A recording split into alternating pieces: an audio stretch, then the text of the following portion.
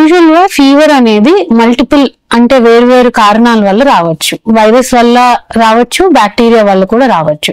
అందులో వైరల్ ఫీవరా లేదా బ్యాక్టీరియల్ ఫీవరా అనేది డిఫరెన్షియేట్ అంటే తేడా తెలుసుకోవటం ఎలా అంటే, వైరల్ ఫీవర్స్ ఏవైతే ఉన్నాయో వాటిలో టెంపరేచర్స్ అనేది మరీ ఎక్కువగా ఉండకుండా లో టు మోడరేట్ అంటే 100, 101 ఆ డిగ్రీ టెంపరేచర్ దగ్గర ఉంటూ చిన్న గొంతు గరగరలాగా ఉండటం గానీ లేదా జలుబు లాగా ఉండటం గానీ చూస్తాం. బట్ ఈ వైరల్ ఫీవర్స్ ఏవైతే ఉన్నాయో కామన్ గా మనకి 3 నుండి 5 రోజుల వరకు ఉంటే ఆ 5వ రోజు తర్వాత తగ్గిపోవడం అనేది చూస్తాం. బట్ ఏదైతే బ్యాక్టీరియల్ ఫీవర్స్ ఏవైతే ఉన్నాయో ఇవి మనకి బాడీలో టెంపరేచర్ అంటే ఫీవర్ వచ్చే టెంపరేచర్ అనేది కొంచెం ఎక్కువగా ఉంటుంది. అండ్ పైగా ఇది రోజు రోజుకి టెంపరేచర్ ఇంటెన్సిటీ అంటే సివియారిటీ అనేది ఇప్పుడు డే 1 మనకి ఒక 100 degrees 101 degrees లో ఉంటే సెకండ్ డే 2 డే 3 వచ్చేసరికి దాని టెంపరేచర్ ఇంక్రీజ్ అవుతూ ఉంటుంది.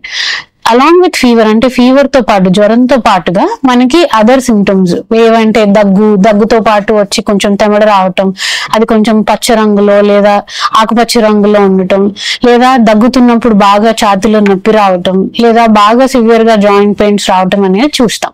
ఎప్పుడైతే జ్వరం 3 నుండి 5 రోజులు కాకుండా ఇంకా ఎక్కువ పెరుగుతూ ఉందో మన కామన్ సస్పిషన్ ఏంటి అంటే అది బ్యాక్టీరియా వల్ల వచ్చిన ఫీవర్, దానికి యాంటీబయాటిక్స్ అవసరం పడతాయి.